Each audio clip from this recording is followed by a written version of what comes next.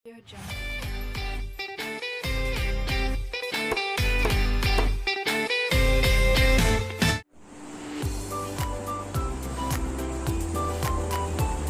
Assalamualaikum warahmatullahi wabarakatuh. Apa kabar anak-anak semua? Masih tetap di rumah aja kan? Rajin cuci tangan dan jaga kebersihan. Kalau keluar rumah, tidak lupa memakai masker kan? Jangan lupa jaga jarak dan selalu patuhi protokol kesehatan supaya kita terhindar dari virus COVID-19. Ingat selalu 5M. Menjaga jarak, memakai masker, mencuci tangan, menghindari mobilitas, dan menjauhi keramaian. Bersama kita perangi virus corona. Sebelum kita mulai pembelajaran kita, Ibu mau bertanya terlebih dahulu. Pernahkah kamu merasa badanmu bergetar ketika mendengar suara musik yang terlalu keras? Pernahkah kamu melihat air hujan yang jatuh di atas genangan air? Bagaimana bentuknya? Atau pernahkah kamu bertanya-tanya, mengapa suara perempuan dan suara laki-laki berbeda? Nah, semua contoh-contoh ini berkaitan dengan materi yang akan kita pelajari sekarang, yaitu mengenai getaran dan gelombang. Tapi sebelum kita memulai pembelajaran kita pahami dulu yuk kompetensi dasar dan tujuan pembelajaran kita.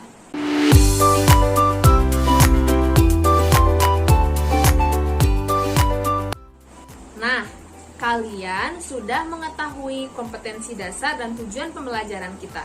Sekarang, mari kita belajar. Mengawali pembelajaran kita kali ini, Ibu ingin menunjukkan sebuah percobaan sederhana. Kalian juga bisa mencobanya masing-masing di rumah. Alat dan bahan yang dipergunakan, yang pertama, ada beban. Di sini Ibu menggunakan balon yang diisi air. Tapi kalau kalian ingin mencobanya di rumah, boleh menggunakan beban apa saja. Yang kedua, tali. Dan yang ketiga, kertas putih. Langkah kerjanya, ikatkan beban dengan tali. Kemudian, ujung tali diikatkan pada gantungan dan diletakkan di depan kertas karton. Tarik ke titik A, kemudian lepaskan. Perhatikan apa yang terjadi. Ketika batu ditarik ke titik A dan dilepaskan, maka batu akan berayun melewati lintasan A, B, C, B, A. Dalam hal ini, batu dikatakan sedang bergetar. Lintasan A, B, C, B, A ini merupakan lintasan yang ditempuh oleh satu getaran. Dengan demikian, dapat kita definisikan bahwa Getaran adalah gerak bolak-balik melalui titik kesetimbangan. Amplitudo, periode, dan frekuensi. amplitudo adalah simpangan getaran yang paling besar. Pada gambar di samping, kamu bisa melihat titik A sebagai simpangan terjauh dari bandul. Jadi, AB dan BC adalah amplitudo getaran. Amplitudo ini semakin lama akan semakin mengecil. Nah, pertanyaannya, mengapa amplitudo semakin lama semakin mengecil? Tulis jawabanmu di buku catatanmu ya. Periode adalah waktu yang dibutuhkan untuk melakukan satu getaran. Periode dirumuskan dengan persamaan T sama dengan waktu per jumlah getaran. Berbanding terbalik dengan itu, frekuensi adalah jumlah getaran yang terjadi dalam waktu 1 detik. Frekuensi dinyatakan dengan rumus F sama dengan jumlah getaran per waktu. Dari sini kita bisa tahu bahwa hubungan antara frekuensi dan periode saling berkebalikan. Hubungan ini bisa kita nyatakan dalam bentuk persamaan matematika sebagai berikut, yaitu T sama dengan 1 per F atau F sama dengan 1 per T. Untuk lebih memahaminya, kita simak contoh berikut ini. Sebuah benda bergetar sebanyak 50 kali dalam waktu 20 sekon. Berapakah frekuensi dan periode benda tersebut? Nah, dari soalnya, kita bisa mengetahui bahwa dalam 2 sekon terjadi 50 kali getaran. Maka itu artinya dalam 1 sekon terjadi 25 kali getaran. Maka frekuensinya adalah 25 Hz. Untuk mengetahui periode, kita bisa menggunakan persamaan T sama dengan 1 per F, sehingga diperoleh hasil akhir 0,04 sekon. Nah, sudah paham kan mengenai konsep getaran? Sekarang, coba amati video berikut ini.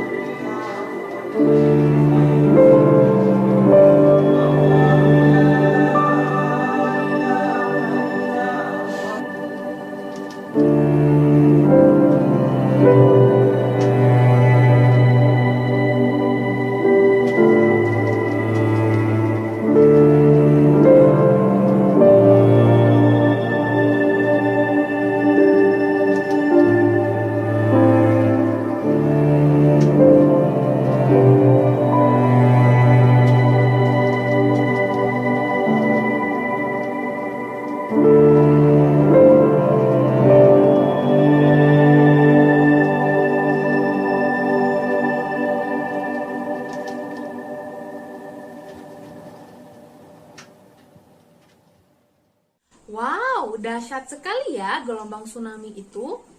Kalian pasti penasaran kan bagaimana fenomena ini terjadi? Untuk memahaminya, lakukan kegiatan berikut ini. Untuk kegiatan berikut ini, alat dan bahan yang kita gunakan sangat sederhana. Dan kalian juga bisa coba sendiri di rumah. Alat dan bahannya yang pertama, wadah yang sudah diisi air,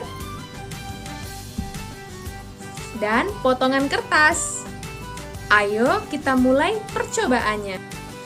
Pertama, isilah wadah dengan air. Kemudian, letakkan potongan kertas di atas permukaan air. Berilah gangguan pada permukaan air dengan menjentikan tanganmu. Apakah potongan kertas bergerak ke pinggir wadah? Ternyata tidak. Ketika air dalam baskom diusik, timbul gelombang kecil yang bergerak menjauh dari titik sumber gangguan menuju ke tepi baskom. Akan tetapi, sobekan kertas tidak bergerak menuju ke tepi baskom, melainkan hanya bergerak naik dan turun di tempat.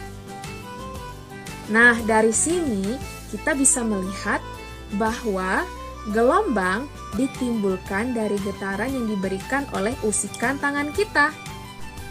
Jadi, gelombang adalah getaran yang merambat bersama energi dari satu tempat ke tempat lain. Jenis-jenis gelombang. Berdasarkan medium perambatannya, gelombang terbagi menjadi gelombang mekanik dan gelombang elektromagnetik. Sedangkan berdasarkan arah rambat dan arah getarnya, gelombang terbagi menjadi gelombang transversal dan gelombang longitudinal. Ayo kita bahas satu-satu. Gelombang mekanik adalah gelombang yang membutuhkan medium untuk merambat. Gelombang air, gelombang tali, dan gelombang cahaya merupakan beberapa contoh dari gelombang mekanik. Gelombang-gelombang ini memerlukan medium seperti air, udara, dan tali untuk merambat. Berkebalikan dengan gelombang mekanik, Gelombang elektromagnetik tidak membutuhkan medium untuk merambat. Contohnya misalnya gelombang radio, gelombang televisi, dan gelombang satelit. Pernahkah kamu bertanya-tanya, bagaimana acara TV yang jauh di sana bisa kamu saksikan di rumahmu? Cari tahu jawabannya ya, dan tulis jawabannya di buku catatanmu. Perhatikan gelombang pada tali berikut ini. Tali akan mengalami pergerakan naik turun ketika gelombang melewatinya. Gerakan naik turun ini menunjukkan arah getaran yang vertikal, sedangkan tali merambat dalam arah horizontal. Dengan demikian, arah getaran dan arah rambatnya saling tegak lurus. Nah, inilah yang dinamakan dengan gelombang transversal.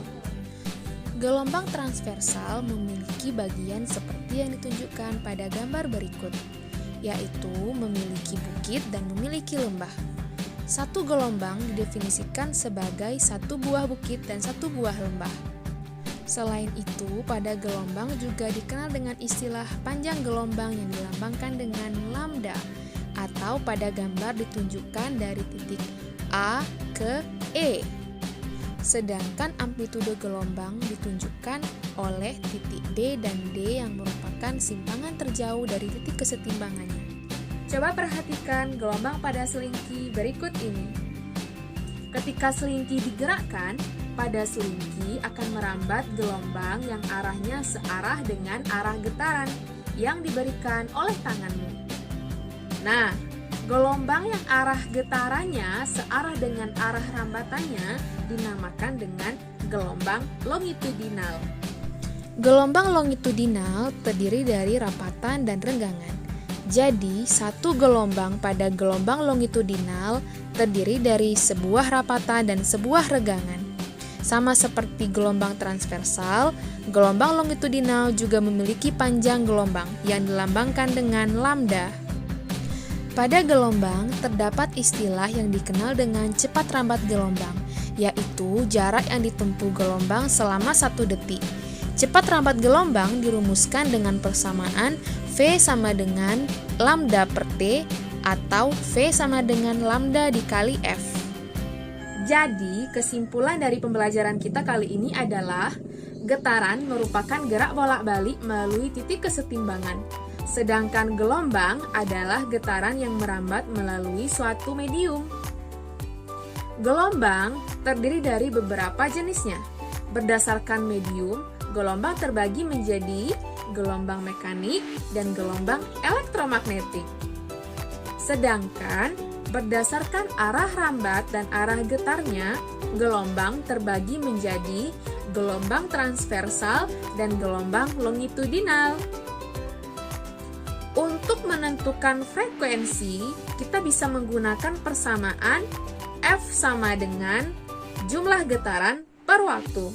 Untuk menentukan periode, kita bisa menggunakan persamaan T sama dengan waktu per jumlah getaran. Sedangkan cepat rambat gelombang ditentukan dengan persamaan V sama dengan lambda per T atau lambda dikali F. Untuk lebih memperkuat lagi pemahamanmu, ayo coba kerjakan soal-soal berikut ini.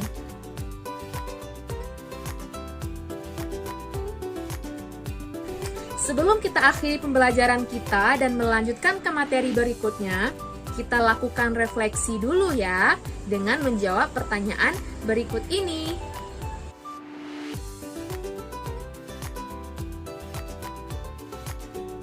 Jika semua pertanyaan kamu jawab dengan iya, maka kamu dapat lanjut ke materi berikutnya. Tapi jika ada pertanyaan yang dijawab dengan jawaban tidak, maka kamu perlu mengulangi materi yang berkaitan dengan pertanyaan tersebut. Oke, sampai jumpa di materi berikutnya.